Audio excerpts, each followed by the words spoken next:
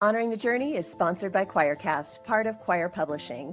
Choir is a community of authors, podcasters, and creatives who tell stories that stretch our imagination, deepen our compassion, and expand our faith. Many voices, one message, Choir. Discover more at choir.com. That's QUOIR.com.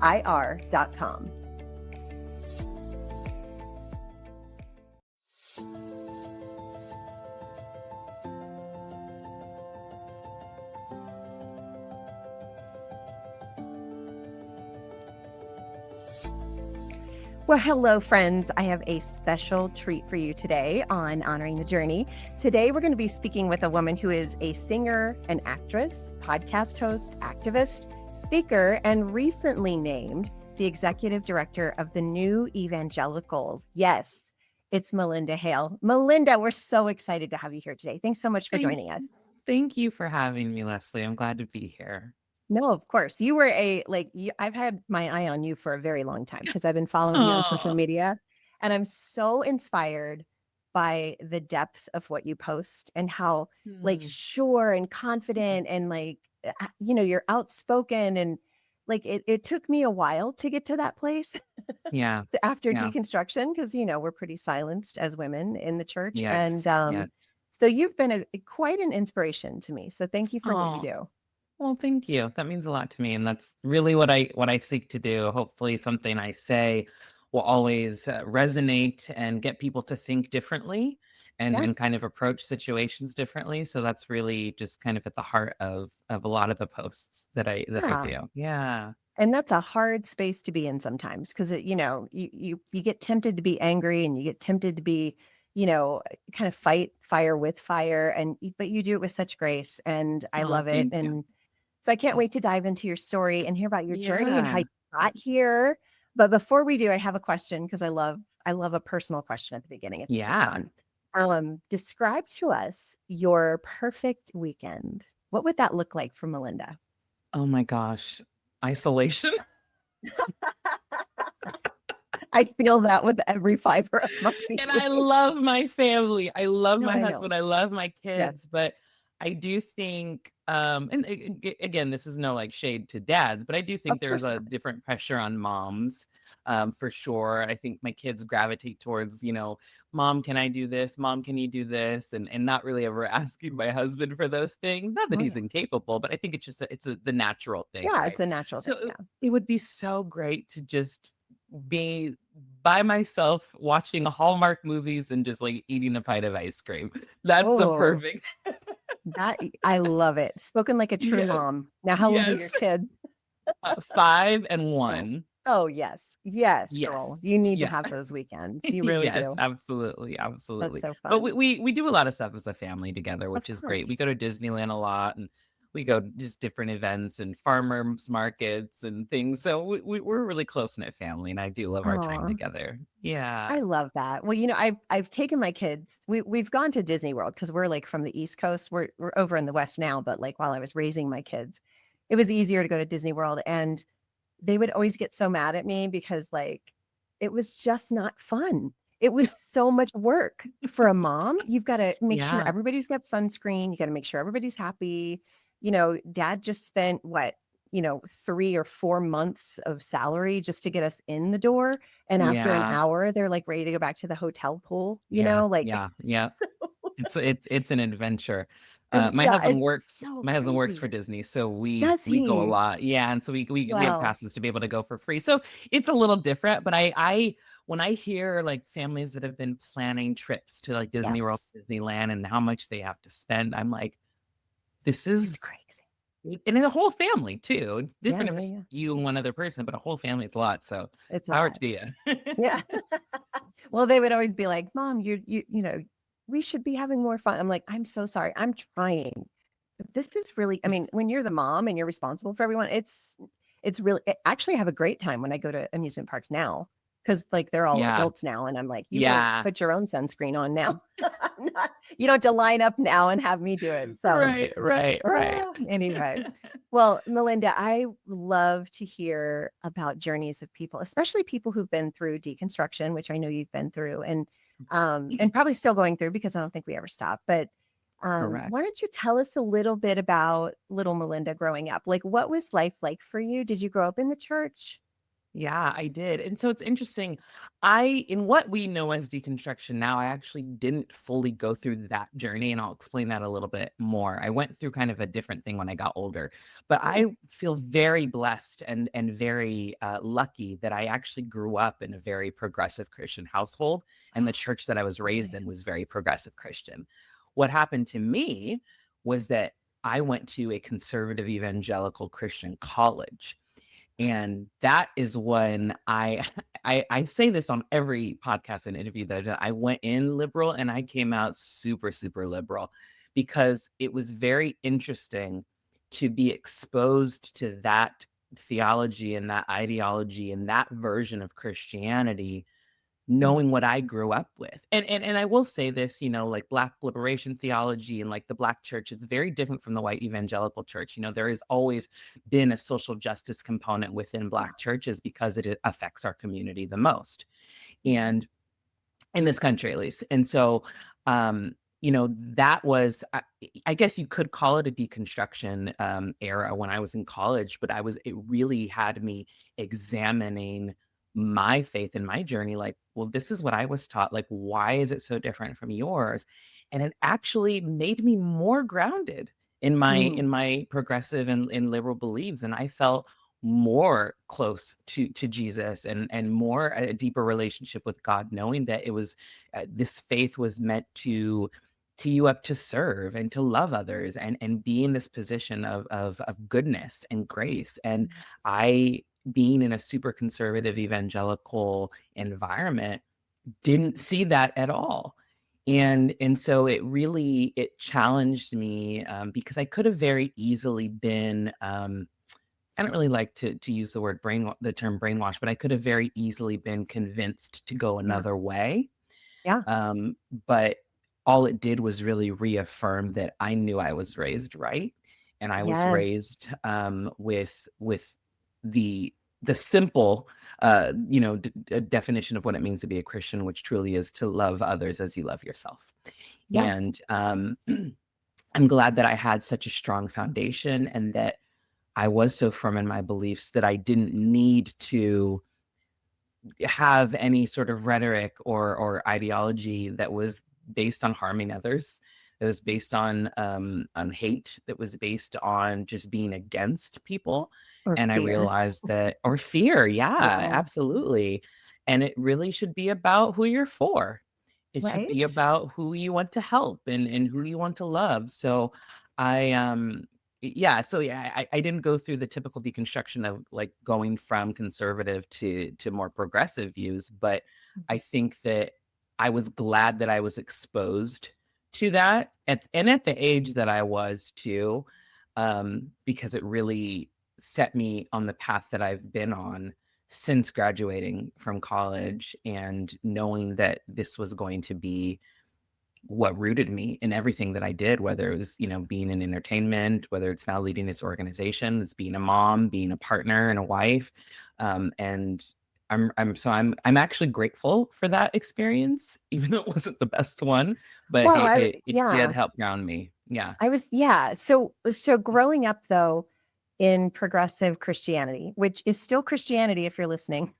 Yes. I A Yes. lot of times people, especially from my pastor, like, well, I don't think you're really a Christian anymore. I'm like, well, I don't really care what you think. I follow Jesus and I Yes. just follow Yes. just Jesus in a different way than the way that you've been taught. And that's okay with me. I don't know why it's not okay with Mhm. you. You know what I mean? But Right. Right. I yeah, was it hard for you to make friends or to find your place there? Is that where you ended up graduating or did you have to leave that college?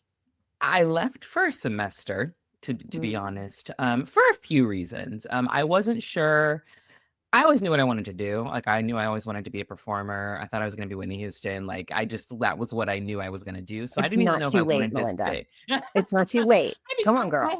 I have had a great music career and I had a great acting career. I just, Yes. I didn't get to the level of fame that I thought I would, but it's fine. I think you evolve, right? And you Yeah, figure out different absolutely. journeys, and I've been blessed to use my voice in many different ways. Yeah.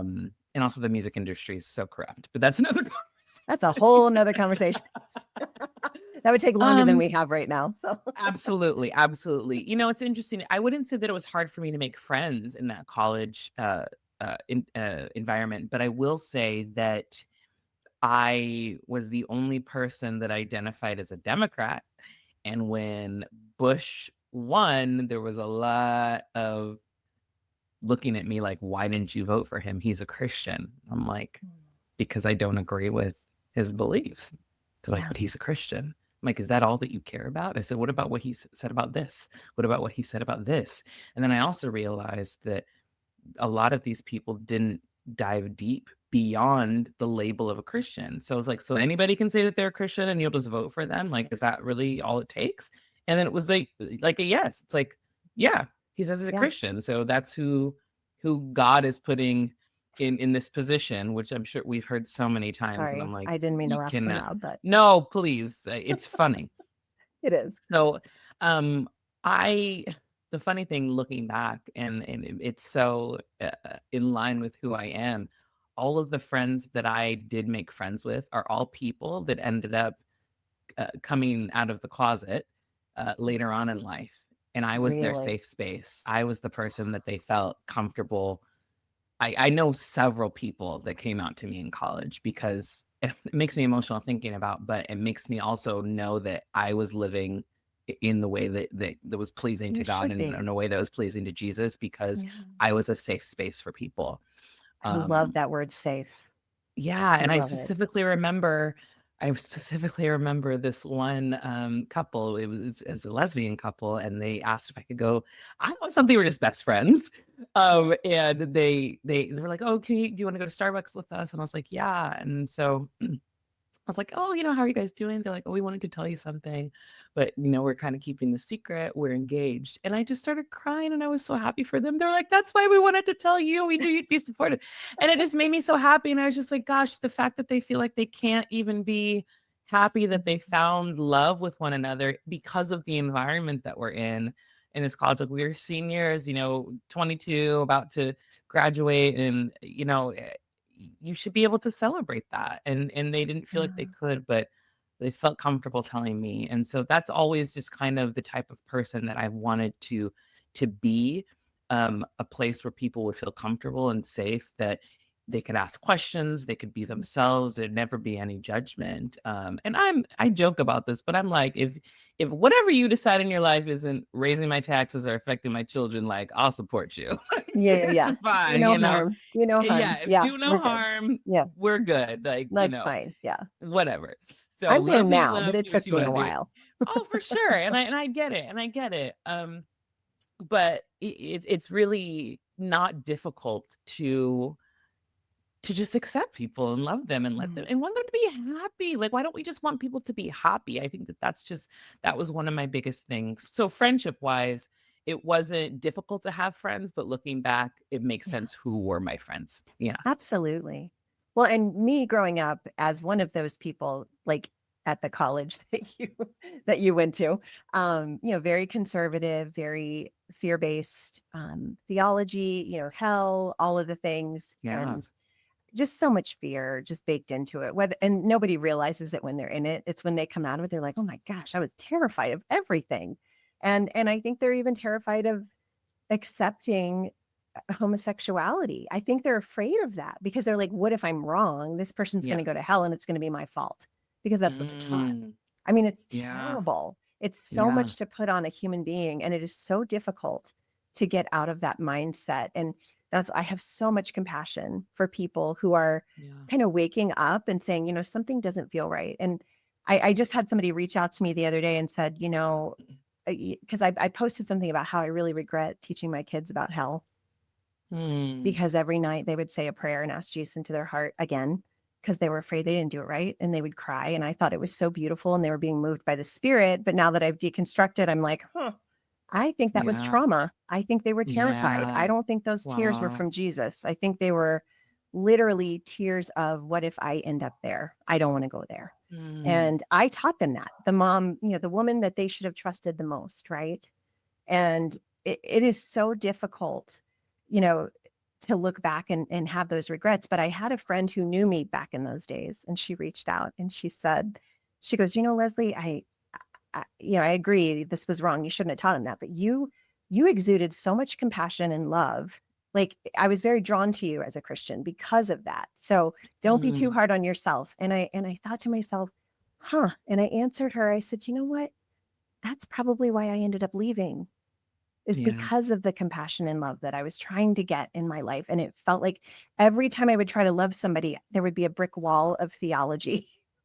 Like, you can't love that person. So that's kind of, I'm just giving you an idea of like the mindset of these people who are just in this, I don't know. You said brainwash. I agree. But I mean, if you don't like that word, we can call it neuroplasticity. That's just a fancier term for brainwashing. But yeah. So anyway. I love that. I don't know why I shared that with you, but I thought, no, it's special. And it's interesting to see where people come from and how you got to where you are now. I think everyone's deconstruction journey, from who I've spoken to and being a part of the TNE community specifically, they're all very unique. But the common denominator is that fear that you mentioned, right? And thinking that you're doing something wrong, or that you have to save people. And it's like, why aren't we focusing on how we can save people on earth and help people on earth? I think that the focus on the afterlife is another thing that's really, really problematic. Because again, if we are judged by how we are on earth, what are y'all doing? Why are you just looking? Why are you looking at heaven? Like, that's all I don't understand. Like, we talk about heaven on earth. Like, that's what we're supposed to be focused on, right? Yeah. So it's an interesting mindset, but I understand how people get there, but I don't get why people stay there. Fear. I don't. I already that. They're afraid. Yeah. They're afraid that if they are right and they change their mind, they're going to burn in hell for all of eternity. I mean, nothing is more powerful at convincing somebody of anything than fear. It's powerful in such a negative way, but there's also this other, I guess, side of the seesaw, if you will. It's love. Love is very powerful, and that's all we can do. When we're trying to fight that mindset, is fight it with, the thing that is just as powerful, but in a more Christ-like way. Yeah.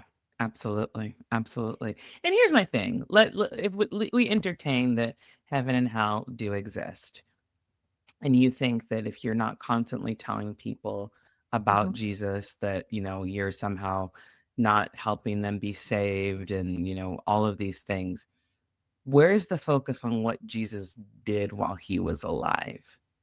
Why are you not working to emulate that?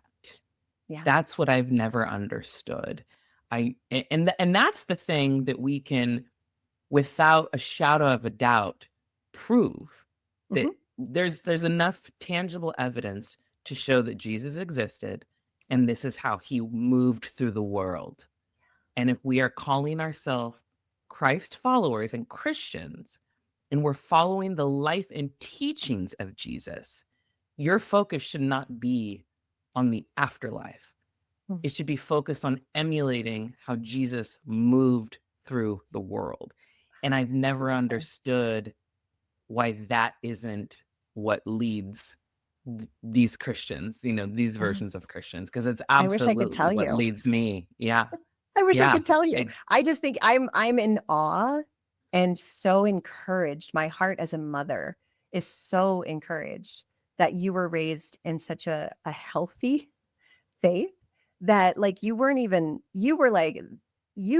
the real thing so well that when you saw something that wasn't real, it didn't even tempt you. You were just like, what the heck is wrong with these people? Like, I can't even imagine how beautiful. I mean, what a gift your parents gave you. And I'm sure you're going to be giving your children to raise up and just be like, how can I bring heaven to earth? How can I just be love right now? How can I encourage people and not judge and not feel like the weight of the world is on my shoulders? Because if I don't save it, they're all going to hell, Right. It's a lot. It's a lot. It is a lot. And it's a lot to to teach large amounts of people Yeah. to be walking through the world that way. Yeah.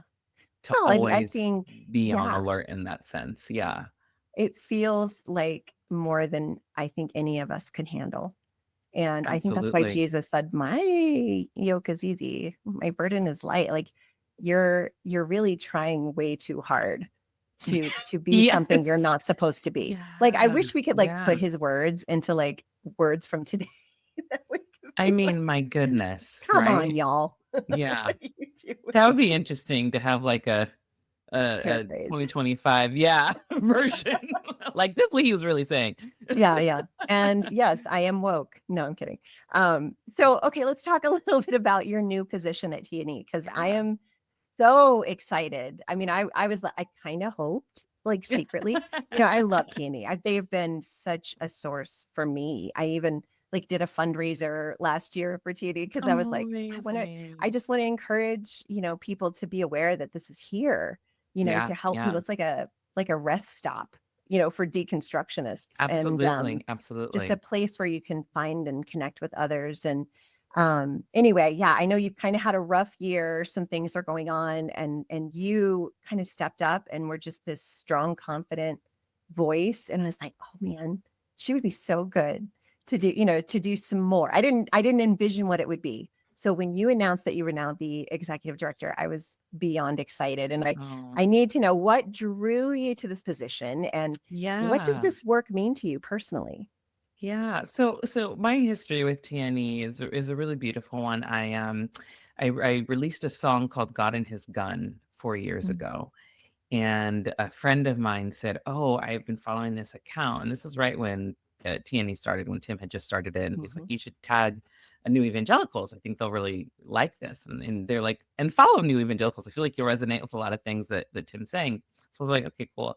So I tagged him in the video, tagged a couple of other accounts as well. And he was like, "I love this. Do you want to come on the podcast?" So I went on the podcast and talked a little bit about my journey in Christianity.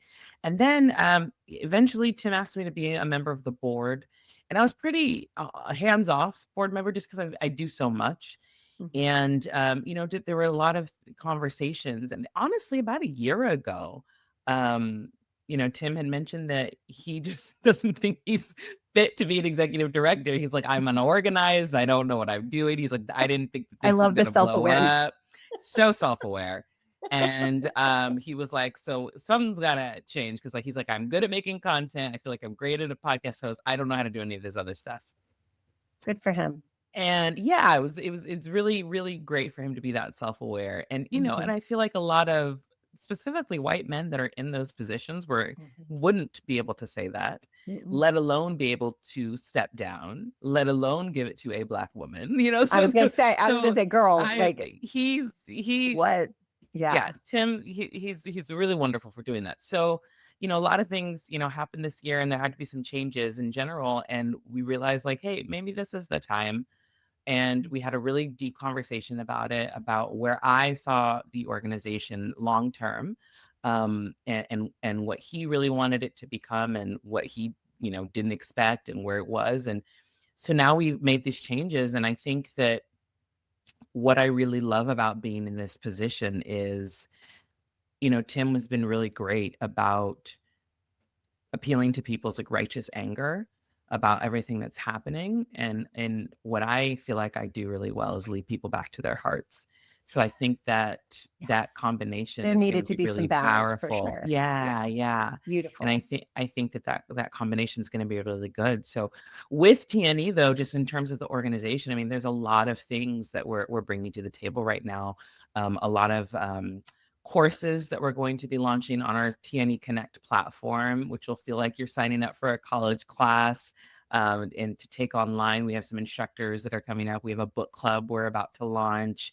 There's going to be, which is my bread and butter. We're going to launch like an advocacy part for TNE, because I know there's a lot of faith-based people that want to get involved in They like the want to be activists. politics They're and ready. be Yeah. right, absolutely. And if we can get more activists that are doing this, from a Mhm. good place in Jesus' name, like I am all for that. So I'm Yes. happy to be leading that. We have a lot of guests coming up on the podcast. a new show that we're going to be doing called TNE Advocacy Hour.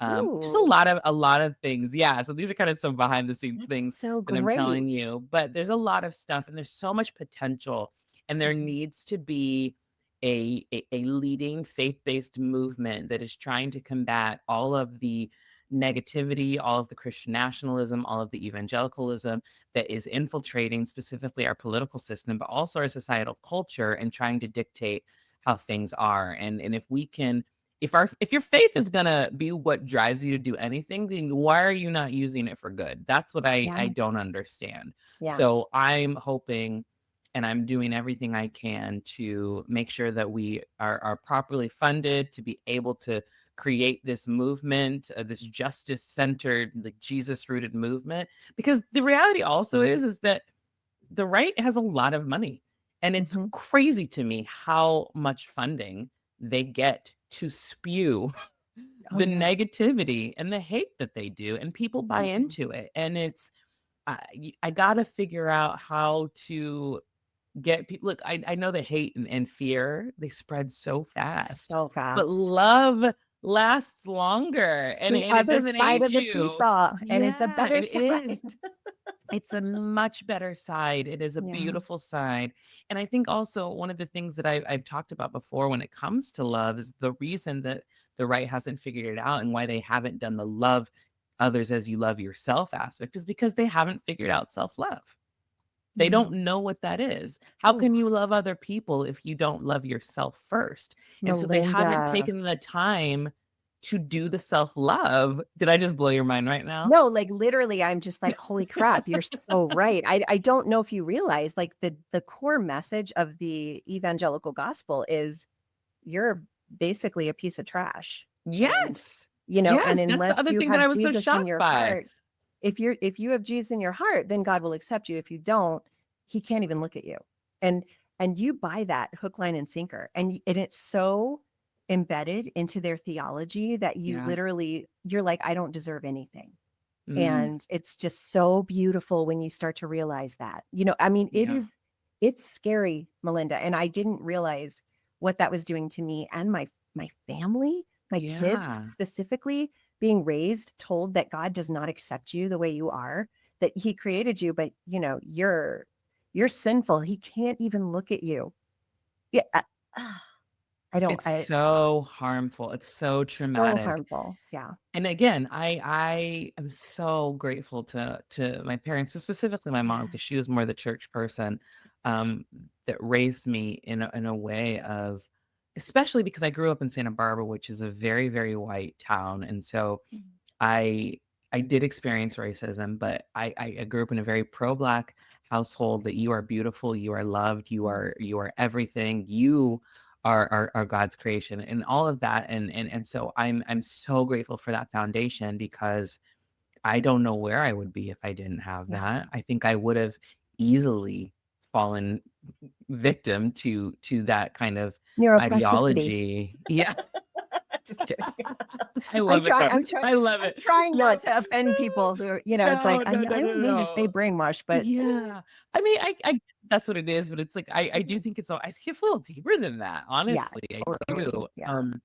So Yeah. yeah, I just think when you don't teach people how to love themselves, and Mhm. they can't extend love to others. You can't pour from an empty cup. So true. And so I think that that's really what needs to change, is Yeah. teaching people to love themselves, because then And your that it's heart is good to love open. yourself. Yes, It's you're not not bad to love selfish for yourself. loving yourself. No, you're I not. And that's the other thing, because we always talk about, when you an airplane's going down, you have to put on your mask first before you right. can help others. So if you're unable to breathe, how are you going to help other people? It's yeah, it's The very, very harmful, that mindset. the mindset is actually taught though. So just so you know, I don't know if you're aware of Yes. this, but like there is a huge in evangelical spaces, it is, God already knows you love yourself. You love yourself more than anybody. So what you need to stop doing is loving yourself, and you need to start Jesus first, others second, yourself last. I mean that, and then you Mm, can experience the acrostic joy, and mm. I just followed that to a T until I lost myself completely. so much Wow. self-loathing, like disguised as self-righteousness or as righteousness, but it was really Mm, just self-righteousness. I mean, like the whole mm, thing was just so twisted. It took so much therapy and so much coaching and so much time of for course. me out of those spaces to be able to see it though. Because when you're in it, it's all you know. And everyone around you believes the exact same way and teaches the exact same things over and over until it's, you get taught something enough, it becomes truth. And whether it's true or not doesn't matter. And Yeah, it's just, to me, it's just so sad. it is sad. But It is. I love that. I need to write that down. Hmm. Like, how can you love other people if you can't even love yourself? Yeah. And I just think about how many lives could have been saved Yeah. in that way if you teach Oof. them to love themselves. If you Mm. teach people to love themselves, like that is the message that can save lives. Not Yeah. that if you don't believe in Jesus, you're going to hell. Like that's not Right. It's all saving about somebody's belief. life. Yeah. That's, yeah, the first thing people say to me when they find out I'm deconstructed. But do you still believe that Jesus is the Son of God? Died 3 days later, rose again, and for your sin, and I'm like, golly, like you're just totally missing it. Like Missing it. yeah, you're just Like missing it. that's It's not not what about matters. Yeah. It's faith and not. belief are almost like it's kind of the same thing in the Bible, but then they take that word believe and they make it mean something else. Like faith Absolutely. is not something that you know for certain. Faith is something that you believe even though you don't know for certain. So Yes. this certainty is just like a cancer in the church that, Hmm. and it makes you desperate because you feel like you have to constantly defend it. Yeah.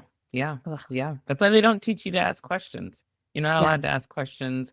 No critical thinking allowed. You either believe this or you don't. And if you don't, then you're not a good you're Christian. out. Yeah. Yeah, you're Yeah. not really a Christian, period. I Yeah. mean, I, Yeah. I That's was true. I was It's not sitting even a there good one. thinking You're just not one. Yeah. you're just not one. You just think you are. Yeah. But yeah, Yeah. as you were talking about your college experience, I literally was thinking to myself, if I had gone to your school, I would have looked at you and said, she's not really a Christian.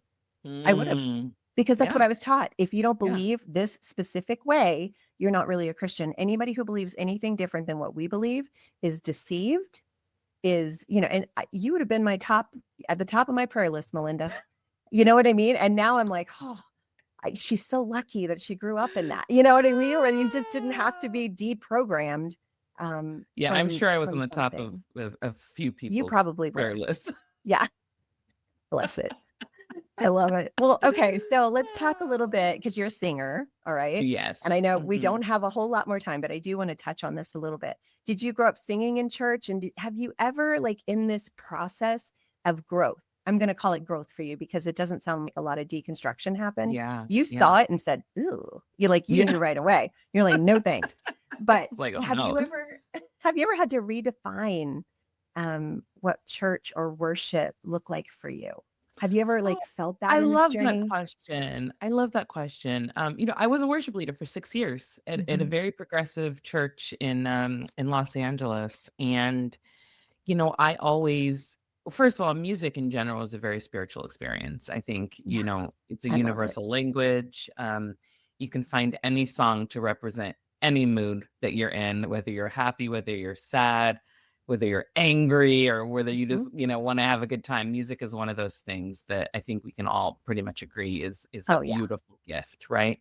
And Yes. so when it came to worship music, I grew up with singing in church, gospel music. That was the heart of what I did. And I wasn't really exposed to contemporary Christian music until I got to college, which was also interesting because my Yeah. church was the organ and a choir. And then I get to school and they're leading worship with a guitar. Like it was, it And was smoke very, very, machines. it was very, and the lights, all of that. I mean, the production value was great, but it Oh, felt like a totally, yeah. concert and Yeah, not you're missing the point, anyway. but whatever. Yeah. Yeah, 100%. And I think when it came to music, I've always actually found famous Christian artists to be very interesting. Um because I don't know why we are, and I know how they view it. And this is me Yeah. working in the music industry. I'm a member of the Recording Academy, all of that. They view it as the bigger the stadium, the more people you're leading to God, Yes. which I find to be so funny, but it's also like you're still making millions. Like Yeah. it's just, the whole thing is very bizarre to me. Yeah. So I being a part of a small church and leading worship in that way was very special to me, and I was able to choose the music as the worship leader. And there are a lot of contemporary Christian music songs that I do like, and I do resonate with the lyrics and everything. But I think for me in general, music, which is always a spiritual experience. I know people have issues with CCM, and I get it. And I think the difference between gospel and contemporary Christian music is that gospel derived from a place of trauma. I Mhm. think people don't realize, like, it comes from slavery. It comes from the Jim Crow era. Like it developed over time because of what the Black community went through, and so that was their way to stay connected to God, was creating that music. And That's CCM beautiful. just lacks the lived experience, if that, Mm. if you will, you know. Yes. No, that's And it's that's very very real. corporate. It's very corporate and very Mhm. capitalist. Mhm. And I don't really think it didn't do anything for me spiritually, Mhm. if it can just be upfront about that. I just think it's the difference between a traumatic lived experience and not, and No, what yeah. works. Yeah. So yeah. Yeah. I don't even know It's if that yeah. answers your question. I kind of went No, on a it does. tangent, but No, it does. And I, I don't know if you know this about me. I used to work in Christian radio. I was oh a wow. morning Okay. show co-host for years, 14 years in different, CCM stations Oh across wow. the Bible Belt. And so I totally know what you're saying. And I just remember when I first got into Christian radio, I was like, oh my gosh, I am working with the most amazing people. Every day is so amazing. And we all love Jesus. And these artists are going to be so great. And, many of them were fantastic. Hmm. But then some Hmm. of them I was like, what? Like I was Yeah. so caught off Yeah. guard and so like, what? And it's not that I had high standards. I think I just was naive. You know what I mean? Like I Mm, didn't yeah. understand the Yeah. depth of show business or whatever. And the words, they would sometimes be moving, but sometimes they were just kind of like, I feel like they're trying really hard to do this instead of just like letting, I don't know, emotion and realness and depth. And it's true, trauma. Like Hmm. so many artists birth their art from their trauma and Hmm. from the Hmm. from the depths of their soul when they're in pain or when they're hurting. Those are the songs that I connect with the most. Yeah. Yeah. And there Yeah. just not as many of them in that Yeah. in that arena, in my opinion. No, I I'm agree. sure somebody would disagree, and that's totally fine. But yeah, I Yeah. totally get that. Yeah. That's the stark difference that I noticed between those two Yeah. genres of music, and why I connected And I never more with knew one that than the about other. Yeah. gospel music, that it Yeah. was derived from that. That is literally now I just want to go on some sort of rabbit hole study on that because that just sounds Yeah. so moving and so Yeah. beautiful and like it was life and death. I mean, Yeah. this is what connected them to God in a time where they probably felt like they didn't have much of that or, Yeah. much Yeah. opportunity. They Wow. started as spirituals, and then as music grew, it transitioned into gospel. But that's how it started. They were called field songs because that's what they would Mm. sing in the fields. Yeah. Yeah. You're killing me right now. That's Oh. beautiful. Yeah. Yeah. Ah, wow. Well, you have such a beautiful journey and you have a big job ahead of you at the new Yeah. evangelicals, but I know you've Yes. got tons of support. And if people want to support, what do they do? How do they help you in this Yes. endeavor? Absolutely. Please go to thenewevangelicals.com. You can see our mission statement, and you can join TNE Connect, which is our online platform for the community. And that's where it's kind of a social media feed, but also it's where we host all of our courses, our live videos, our conversations, community group chats. We're also starting a rainbow conversation circle specifically for the LGBTQ community that needs Mm. support in the churches. We have a lot of things going up, and you can, of course, donate, one time donations, monthly donors, whatever the case may be. It really helps us to put this positive, loving version of Christianity out into the world in mass. And you don't have to be a Christian or a person of faith to want to combat the negative messaging that we're seeing, or to want to rid the world of Christian nationalism, because even when Christian nationalism ends, we can still have faith, and we can still have a beautiful community of people that want to do good in the world. So please, if you would like to support, please just go to newevangelicals.com. Okay, that's beautiful. And do you have any big projects coming up? Are you working on any music, or what are you Yeah, doing? so I just finished directing another film, and I'm working on Ooh, a docu-series. The docu-series is a little hush-hush right now, but I'll hopefully okay. be able to announce that I soon. won't But say a word. Well, no, yeah. we know there is one, but we don't know anything Yes, we about it. don't know what it So, is, but I'm really okay, excited about good. that. And then the film that I just directed, we're in post-production, and it has Loretta Devine, myself, Tiffany Daniels, who was the lead of That Girl Lele on Nickelodeon. It's an Oh, incredible cast. It's a wow. fun holiday film, so Fun. yeah, it'll be great once people get to see it. Yeah, Oh, fun. Well, good for you. Yeah, you yeah. stay Thank busy. I don't know how you you. do I that, but do. I don't you either, probably have a but good support system too at home, I'm yes, I sure. Yeah, do. I do. I that's do. great. Yeah. Aw, well, good for you. Thank you Thank for you. allowing us to honor your journey today, Of Malynda. course. And you don't know this, listener, but Malynda and I have had a hard time connecting our schedules. But I knew in my heart the whole time, like, when it happens, it's going to be so great. So Absolutely. I'm so it was glad. just such a pleasure to have you, and I honor your journey, Malynda. Thank you for being here. Thank you. Thank you so much. You're wonderful.